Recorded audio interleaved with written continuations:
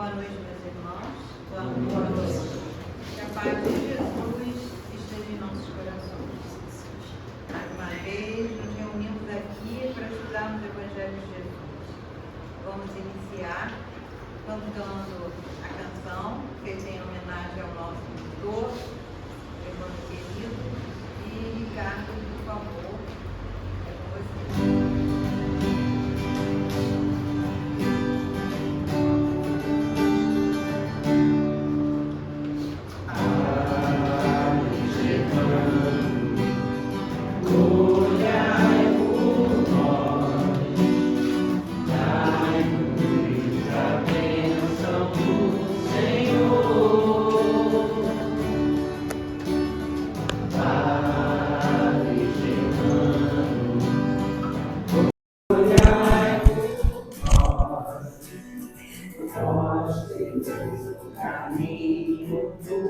Amor,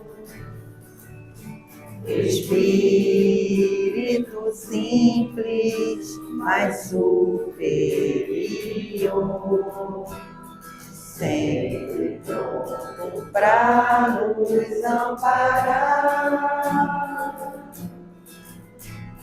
Espírito vivo e fundamental, Padre, seu amor é imortal. Nosso SEAB é uma dádiva de luz, de caridade, sempre em nome de Jesus. Padre Germano, nosso mentor, fonte de ternura e de amor. Padre Germano, nosso mentor, fonte de ternura e de amor.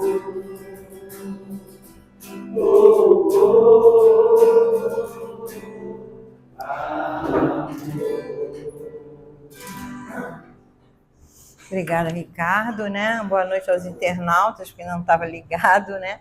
Vamos fazer uma página de abertura, é daquela nossa coleção, né? De mensagens de Emmanuel, recebidas pelo nosso irmãozinho Chico, no livro Vinha de Luz. Capítulo 109. Nisto conheceremos o espírito da verdade e o espírito do erro. Está em João, capítulo 4, versículo 6. Quando sabemos conversar, quando sabemos conservar a ligação com a paz divina, apesar de todas as perturbações humanas, perdoando quantas vezes forem necessárias ao companheiro que nos magoa, esquecendo o mal para construir o bem, amparando com sinceridade aos que nos aborrecem. Olha só quanta coisa, vamos prestar atenção, hein? Amparando com sinceridade aos que nos aborrecem, cooperando espiritualmente através da ação e da oração, a benefício dos que nos perseguem e caluniam, olvidando nossos desejos particulares para servirmos em favor de todos, guardando a fé no supremo poder como luz inapagável no coração, perseverando na bondade construtiva, embora 1000 golpes da maldade nos assediem, negando a nós mesmos para que a bênção divina resplandeça em torno de nossos passos, carregando nossas dificuldades como dádivas celestes, recebendo adversários por instrutores, bendizendo as lutas que nos aperfeiçoam a alma, à frente da esfera maior, convertendo a experiência terrena em celeiros de alegria para a eternidade, descortinando ensejos de servir em toda parte, compreendendo e auxiliando sempre, sem a preocupação de sermos entendidos e ajudados, amando os nossos semelhantes, qual temos sido amados pelo Senhor, sem expectativa de recompensa. Então, conheceremos o Espírito da verdade em nós, iluminando-nos a estrada para a redenção divina. Então, simples assim, né? A mensagem nos traz que temos que fazer o bem pelo bem. Não para termos posição aqui, né? Que vai ficar por aqui, nem lá quando retornarmos à pátria espiritual. Se nós fizermos com a intenção de ganhar alguma coisa, perdemos o intento, porque foi feito visando buscar, né, benefícios. E a gente tem que fazer, quando a gente conseguir, eu acho que é o que a mensagem aqui traz para a gente, quando nós conseguirmos fazer tudo isso que nos foi sugerido aqui, quando nós aceitarmos o nosso irmão com os defeitos que ele tem, com as dificuldades, entendendo que é o momento dele ainda, que ele ainda não conseguiu superar aquilo. Quando nós conseguirmos agir com naturalidade e aceitação, esse bem que a gente tanto precisa estará dentro de nós. Então é simples, né? E a gente tem o lema da doutrina, que é fora da caridade. A caridade aí não é a caridade material. A caridade material ajuda e muito, porque vivemos na carne, então precisamos dela, né? Mas a caridade moral, espiritual e fraterna, essa sim que nós temos que sempre buscar.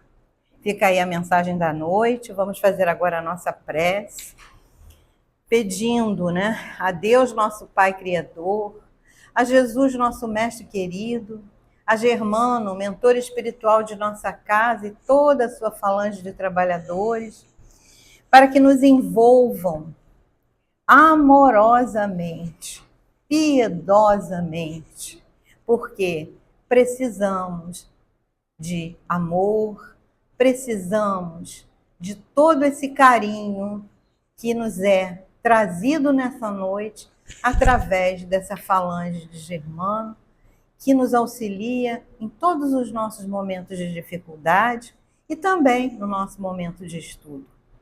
Que possamos, nesse momento, vibrarmos também por aqueles que precisam como nós precisamos, pelos nossos irmãozinhos, cujos nomes foram colocados ali na caixinha, irmãozinhos encarnados, irmãozinhos desencarnados, né?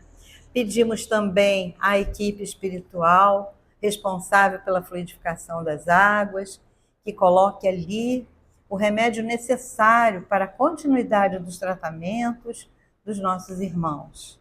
Pedimos, enfim, Senhor, né, por todos aqueles que neste momento necessitam da tua ajuda. E pedimos nesta noite pelo nosso querido irmão Rubens, que fará uso da palavra, que nos traga a mensagem que nós precisamos ouvir. E assim, então, pedimos a permissão para dar início aos estudos desta noite. Que assim seja, graças a Deus. Agradecendo ao nosso irmão, né, que está sempre aqui, nos auxiliando. Então, é contigo, Rubens. Vamos lá. Tá calor, quer que ligue o ventilador um pouquinho? Hã? Ah, joelho para levantar. Não, mas eu estou perguntando se você quer que ligue, tá com calor? Não. Tá bom? Tranquilo? Então tá. A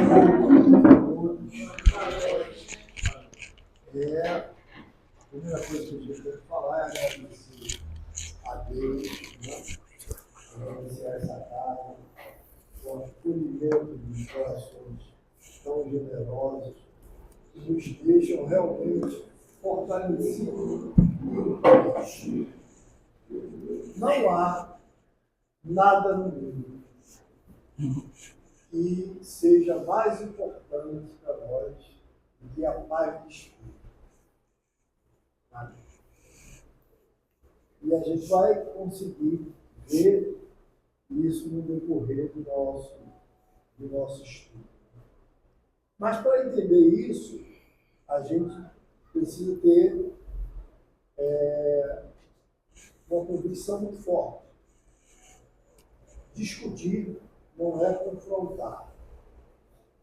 Você pode discutir um assunto, um tema, não significa que você esteja entrando em confronto com um companheiro para se tornar o seu inimigo.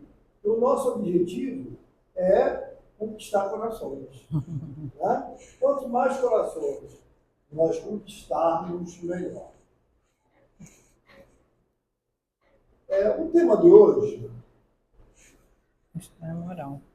Está lá em cima, estranha moral. A estranha moral. Se a gente for olhar no Evangelho, nós vamos encontrar algumas afirmações de Jesus que nos vai causar estranheza. Vai nos assustar. Vai ficar contraditório com a proposta que nós sabemos do homem chamado amor.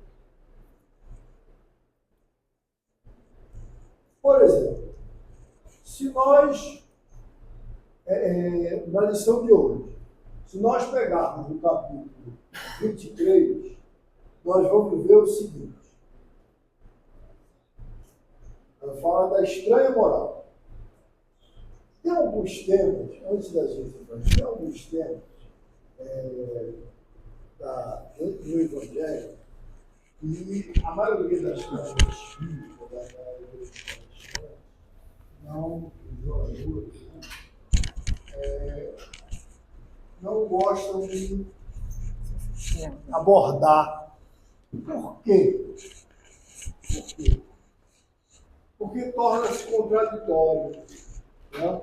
Quando você pega um tema, por exemplo, se nós formos falar de sexualidade, raramente você vê. Até na pesquisa, se você for no Google, você não vê. Né? Mas dentro do Evangelho tem várias orientações, né, que a gente pode seguir com segurança, com tranquilidade. Mas isso ainda é aquele tabu que nós trazemos, né, da nossa ancestralidade, que um dia vamos conseguir vencer. Vamos lá. No capítulo 23, estranha moral. Ele faz a abordagem, primeiro tema, odiar os pais. Você acha que Jesus mandaria alguém odiar seus pais? Está de acordo com o que nós conhecemos de Jesus?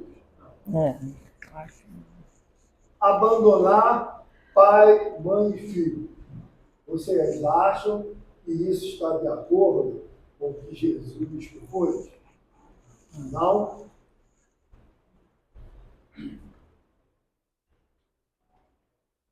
Deixar os mortos, cuidado de enterrar seus mortos. Vocês acham que Jesus fez essa citação evangelicamente?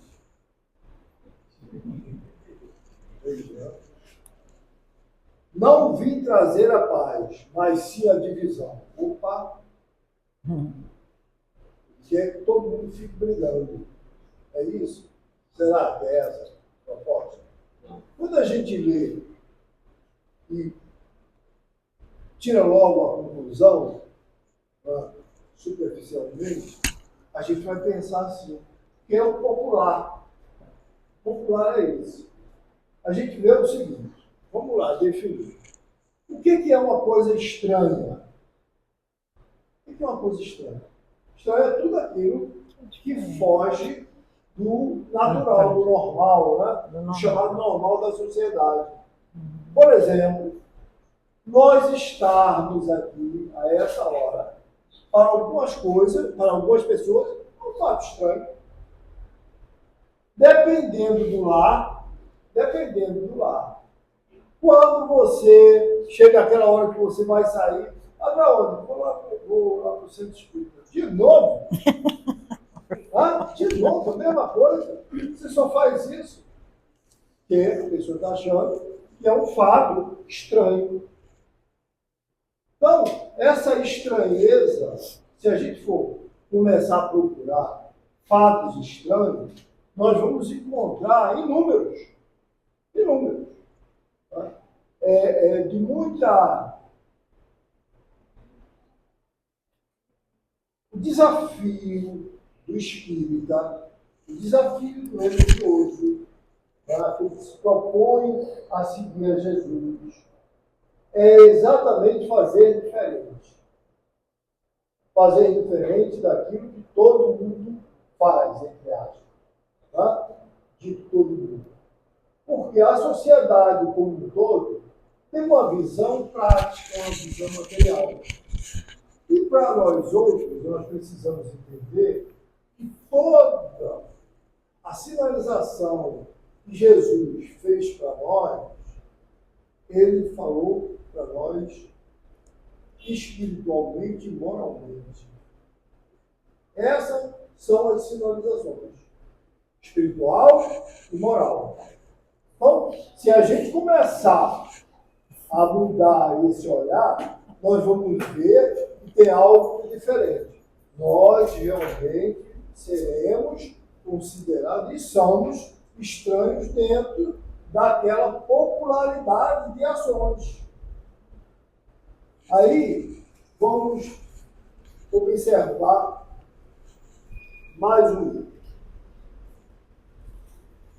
Se nós estivermos, por exemplo, nós estamos aqui, quantos e quantos companheiros, num determinado momento, preferem estar em casa vendo a novela ou em outro local qualquer, do que estar dentro de uma casa religiosa?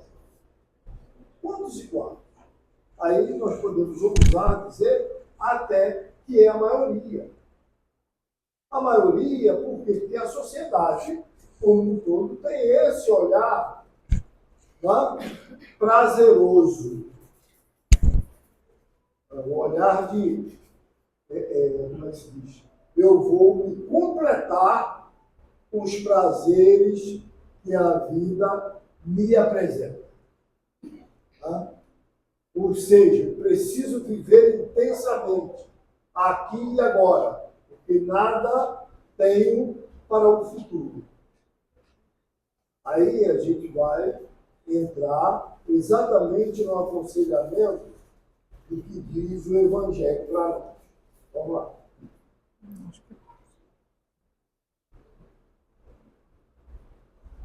Não vim trazer a paz, mas a divisão. Não pensais que eu tenha vindo trazer a terra, não vim trazer a paz, mas a espada. Enquanto vim separar de seu pai o filho, de sua mãe a filha, de sua sogra a nora, e o homem terá ou inimigos ou muitos inimigos até dentro da sua própria casa. Isso está em Mateus 10, 34 a 36. Vim para lançar o fogo à terra, e teu desejo senão que ele acenda. Ou seja, não precisa, não basta ter fogo, o fogo tem que estar efervescente, tá? Tem que estar em altas proporções. Essas altas proporções é exatamente para que aumente a condição de atenção. É esse o aumento. Condição de atenção. Quando eu começo a observar as afirmações evangélicas, eu começo a me conflitar com o dia a dia. Eu começo a me conflitar com tudo aquilo que eu conheço de popular. Daquilo que eu até então chamava de natural. Começam os verdadeiros conflitos. Tá? Conflitos esses que nós vamos começar a amenizá-los à medida em que a gente vai tomando conhecimento da verdade. A verdade é a mensagem que Jesus trouxe para nós. Bom, para que eu possa entender a mensagem de Jesus, a primeira coisa que eu tenho que fazer, que eu preciso fazer, é tirar Jesus da cruz. Tira Jesus da cruz. A mensagem de Jesus não está naquele sofrimento atroz que nós, de uma maneira ou de outra, né, impusemos a ele. Jesus nasceu como nós nascemos. E Jesus morreu como nós morremos. Ponto. É fato. Assim, só que a condição dessa conquista, dessa trajetória, foi uma condição exemplar para que nós pudéssemos segui-lo. Uma orientação principalmente moral. Todas as religiões podem discordar e brigar sobre tudo. Sobre tudo. Mas na parte inerente à moral, todos concordam. Todos, é unanimidade. Não tem discussões. Então, a doutrina espírita vem exatamente pautada nessa interpretação que a gente precisa estar se apoderando. E vejamos, como é que nós podemos buscar esse entendimento do que seja moral? Né? O que é moral? A lição é estranha moral. Então a gente precisa, já sabe que uma pessoa diferente, né, que normalmente que é chamada tanguimou, ou antigamente era até internado, né, muitos e muitos companheiros foram internados porque usavam um ser diferente do habitual. E assim, e moral? Né? O que traz de moral para a gente? Aí nós vamos ver no Livro dos Espíritos. Né? Essa contextualização de moralidade. Na pergunta 629. Não, desculpa. 600.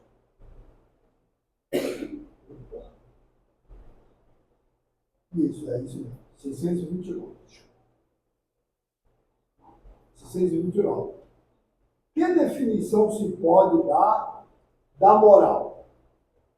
A moral é a regra do bem proceder. Isto é, de distinguir o bem do mal. Funda-se na observância da lei de Deus. O homem percebe bem quando tudo faz pelo bem. Pelo bem de todos. Porque, então, cumpre a lei de Deus. Todas as vezes que nós nos afastamos da lei de Deus, todas as vezes nós sentimos um incômodo. Todo mundo. Você fica desconfortável. Esse desconforto é por quê? Porque nesse momento você acaba de conflitar com a sua consciência. Essa consciência que é um patrimônio de caminhada individual de cada espírito. Então, eu preciso estar atento dentro da contextualização de responsabilidade das minhas ações, para que eles estejam sempre consonantes com a lei de Deus. Claro que falando é muito fácil. Nós sabemos disso, é muito fácil. Na prática, a coisa é mais difícil, mas é possível. Nós não vamos estar acertando 100% das vezes. Nós não estaremos acessando 100% da vida. Mas estaremos sempre tendo a oportunidade de refazer o equilíbrio. Essas oportunidades que nos é concedida é para que, dentro do quadro da nossa existência, nós possamos estar avançando num processo evolutivo. O Emmanuel, no livro Caminho, Verdade e Vida, ele nos chama de meninos espirituais. Por que será que ele nos chama de meninos espirituais? Exatamente pela dificuldade de entendimento da realidade existencial. Assim, nós conseguimos nos ver como espírito. Eu sou um espírito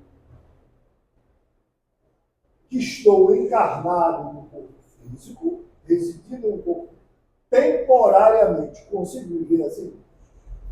Eu consigo agir assim? Por exemplo, se alguém me ofende, o que é que eu faço?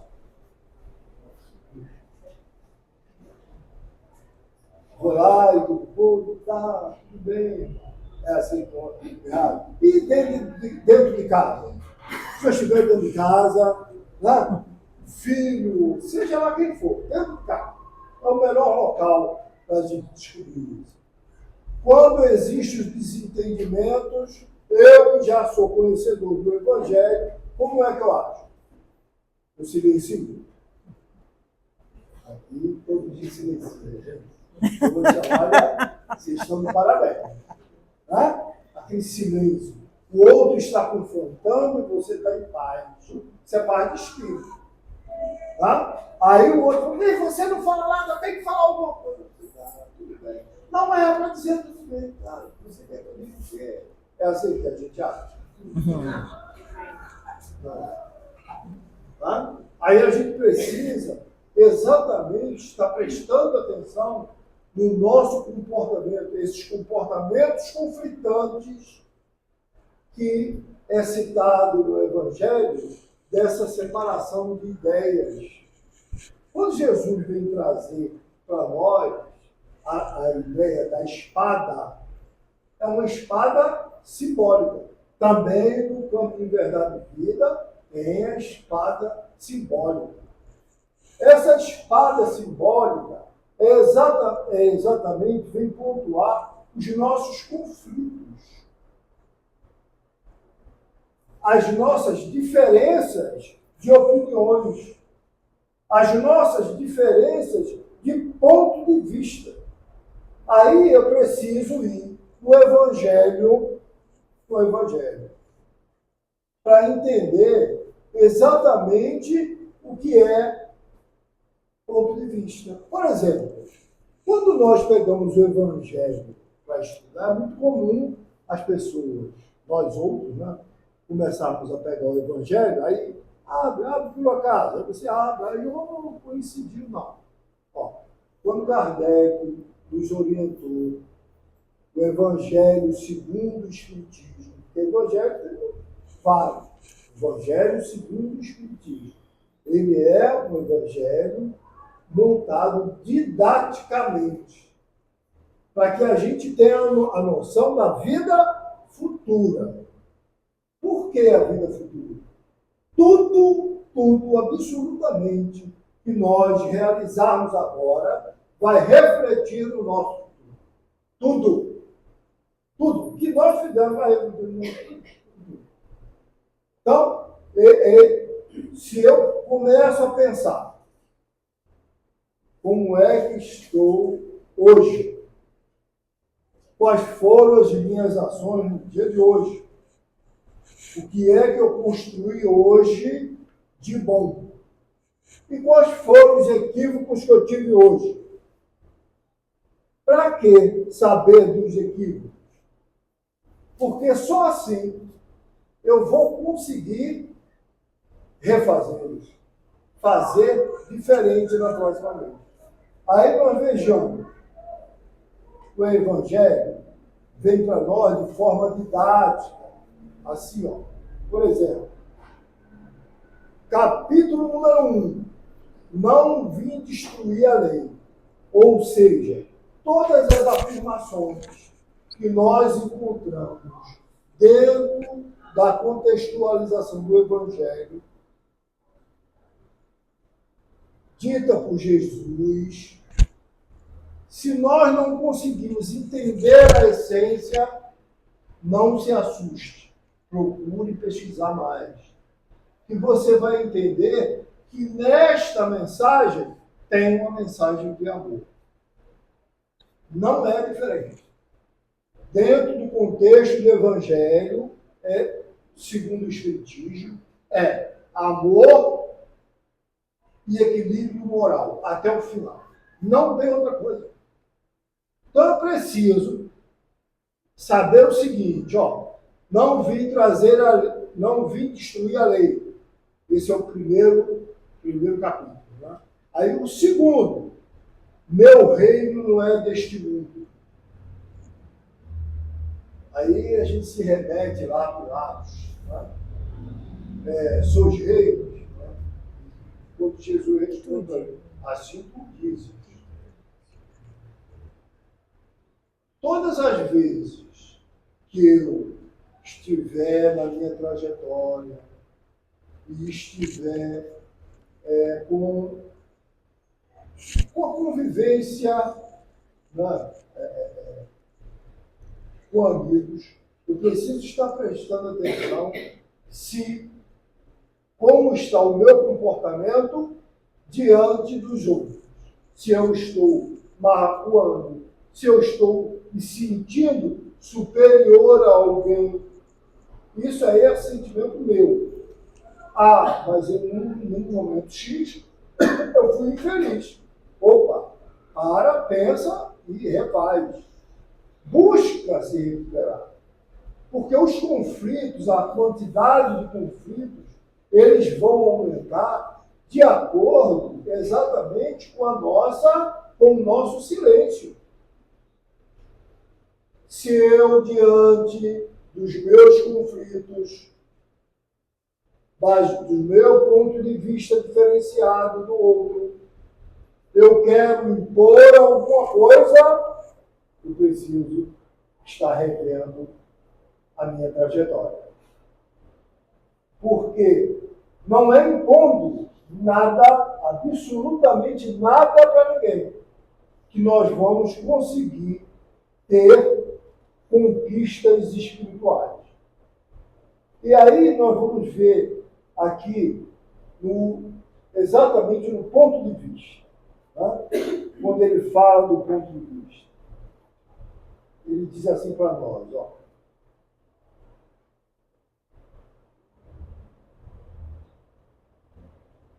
Está difícil hoje.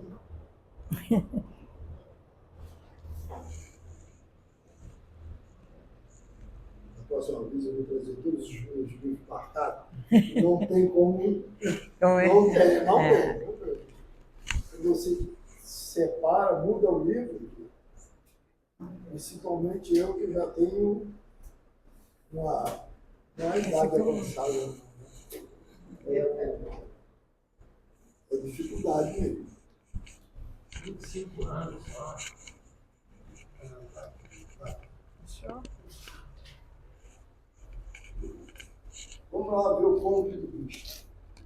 A ideia clara e precisa que se faça da vida futura proporciona inabalável fé no porvir.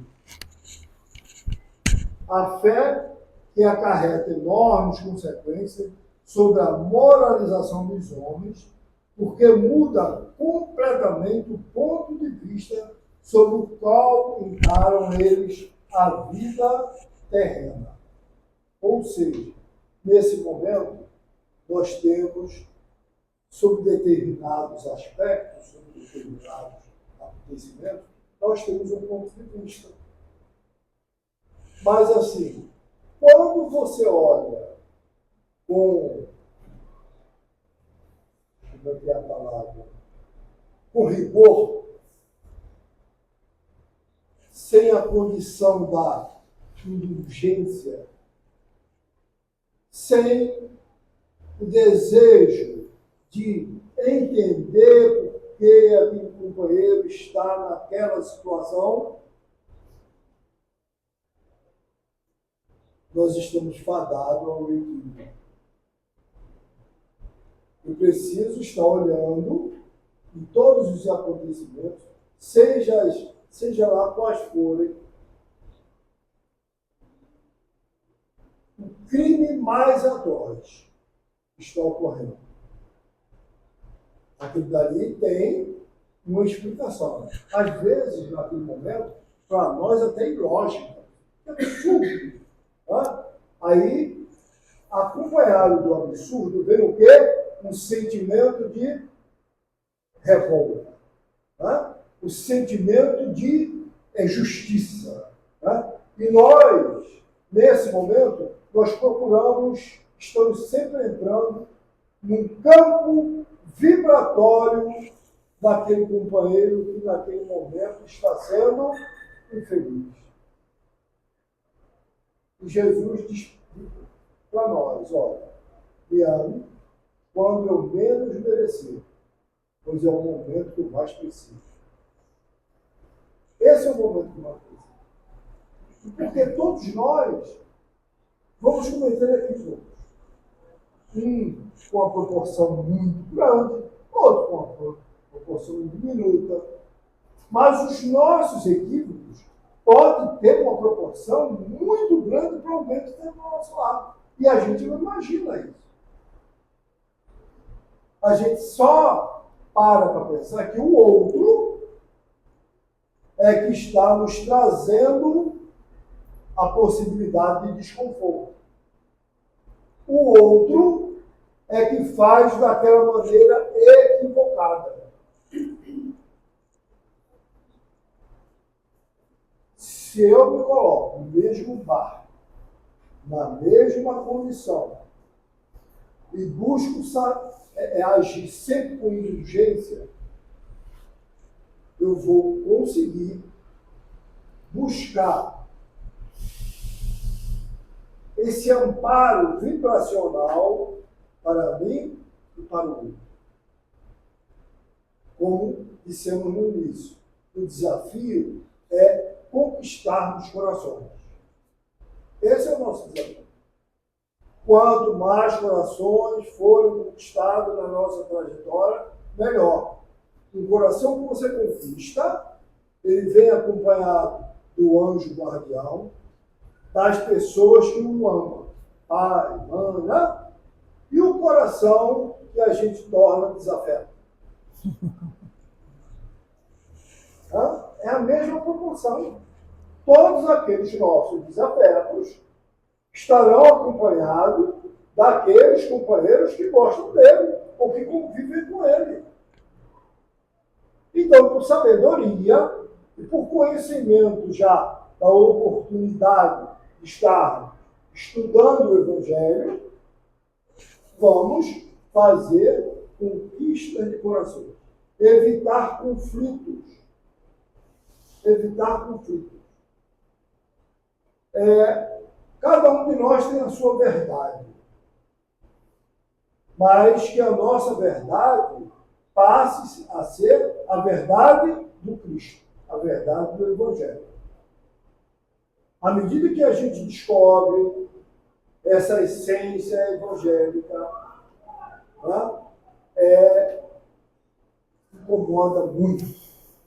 Não é o outro, não é a gente. Incomoda, sim. Incomoda. Tem oportunidade que nós vamos chorar, sim. Vamos nos arrepender. Caramba, eu ainda faço isso? Pode. Eu sei que não era para fazer mais difícil. Mas eu tenho a oportunidade de resgatar e de refazer esses equívocos. eu tenho a oportunidade de evitar conflitos. E eu tenho, principalmente, a oportunidade, preciso estar acompanhado de coragem, de pedir perdão ao outro. Pedir perdão não é se diminuir. Reconhecer que se equivocou não é nada demais. Porque nós vamos fazer isso, sim, no nosso dia a dia, é natural. Nós estamos num planeta de provas e expiações, onde as vibrações são densas. Agora, nós precisamos estar sempre alerta, tá?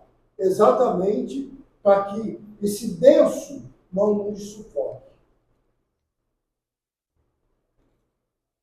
Amar a Deus sobre todas as coisas e ao próximo como a si mesmo. Todas as vezes que eu for dar uma resposta, que eu for realizar alguma coisa, eu preciso pensar, isso é bom para mim e para ele? A gente conhece um companheiro que ele era espírita, agora não é mais até. Mas aí ele comprou, ele tinha um automóvel.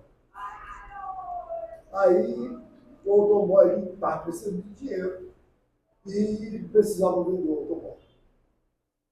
Não sei se eu já contei isso aqui, mas se eu contei, fiquei esclerosado. Desculpa, né? Eu acho que Aí não ele, contou. assim, ele precisava vender aquele automóvel. Ele precisava de dinheiro para vender o carro. Aí o automóvel estava com defeito na longarina, se não me engano, uma coisa assim. Negócio com eixo, a roda da frente, eu gravei que é a roda da frente, porque é exatamente isso. Aí ele foi, levou o carro no soldador, pediu para eu dar uma solda lá, vendeu o carro. Anunciou, não deu outra. Anunciou, chegou o cliente. Um rapaz de aproximadamente 40 anos, com a esposa e 2 filhas. E ele, feliz, o rapaz adorou o carro, a esposa adorou. Aí eu fiquei olhando, o cara começou a inquietar, não pode fazer isso. Aí, assim, falando, não é melhor eu falar para o cara? Não, vou mandar o dinheiro. Eu falei, rapaz, eu saí daqui. Aí desci, eles moravam no 8º andar, e tinha que sair do prédio, fazendo aquelas coisas. E rapaz, o cara vai sair com os filhos daqui, tem carro, e se o carro apresenta um problema aqui, rapaz, não, fica tranquilo, não vai apresentar não, o mecânico me garantiu. Aí foi. No final, estava quase tudo certo, aí eu fiquei calado lá, encostado olhando para ele. Orando em prece, aí eu olhei para o rapaz, eu olhei para o carro, olhei para mim, aí falou, ó, eu tenho que te falar um negócio que eu não falei. Aí contou ao rapaz o que tinha ocorrido. Precisava fazer, né? É melhor fazer assim, porque foi feito, né? Aí o rapaz, pô, eu ia viajar, ia não sei o quê. Passou a situação. Ele conseguiu, inclusive o rapaz comprou o carro, levou o carro no mecânico, fez tudo que tinha que fazer. Aí ele falou assim, cara, eu não sei o que aconteceu. Você ficava me olhando, parecia que tinha um fogo. Eu falei, fogo? Não, eu estou consciente, cara. Eu estava realmente desesperado, porque você ia realizar, poderia estar exterminando uma família, isso é responsabilidade. E assim, o carro ia quebrar com a família dentro, logo depois iriam saber que o carro foi vendido naquele dia que o rapaz comprou, e logo depois ia saber que você vendeu o carro, solta. achando que isso é brincadeira. Nós estamos trabalhando com seres humanos. O dinheiro é importante? Importantíssimo. A sua necessidade é importante? É. Mas se a sua necessidade, o seu desejo, ultrapassar o direito do outro, acabou de perder o valor. Só é bom quando é bom para os dois, ou para mais pessoas.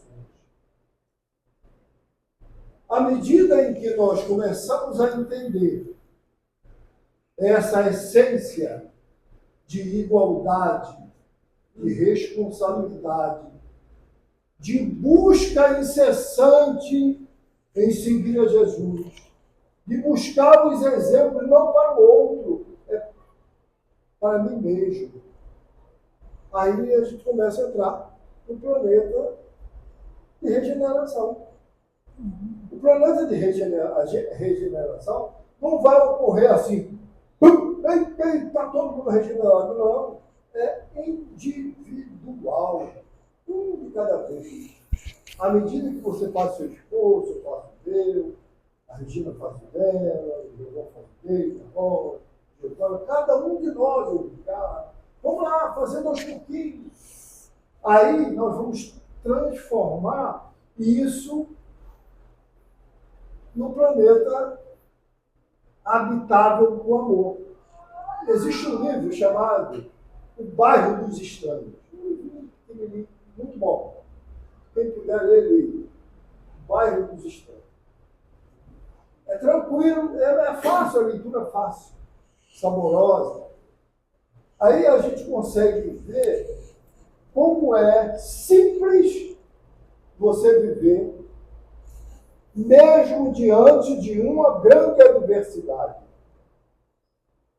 E, muitas vezes, nós nos distraímos com pequenas coisas, tornamos aquelas coisas bem maior do que é, muito maior do que nós, e saímos capotando e criando problemas. Vamos imaginar que aquele companheiro, se ele tivesse realizado a venda do automóvel e não tivesse a visão do automóvel,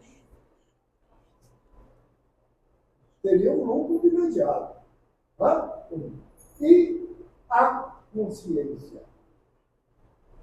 E o desconforto, nós falamos da lei que vai apontar na sua consciência. É exatamente dessa moral, do equilíbrio, da busca incessante, de fazermos o certo, porque nós sabemos o que é certo.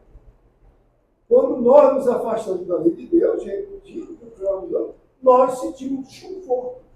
Então, se o desconforto bateu, eu preciso chegar mais para o outro lado. À medida em que eu começo a fazer isso, eu vou contagiando o meu próximo. O meu próximo vai contagiar o outro próximo. E assim sucessivamente estaremos regenerados. Aí, nada interpretativo que tiver dentro da leitura do Evangelho, como abandonar pai e mãe, vir trazer a espada. Né? Jesus veio trazer a espada, sim. É um conflito, sim, para nós. Quando nós teimamos em fazer, nós teimamos que a nossa personalidade seja preferida. Nós precisamos entender que estamos num coletivo. E no coletivo, nós precisamos ser produtivos. Que Deus permaneça conosco, a paz de Germano possa sempre estar nos amparando, como está. Tá? E obrigado pela comunidade. Nós é que agradecemos, realmente, o estudo dessa noite. Para os nossos irmãos que estão assistindo pelo YouTube, né? Que aproveitem toda essa lição do estudo desta noite. Fiquem em paz.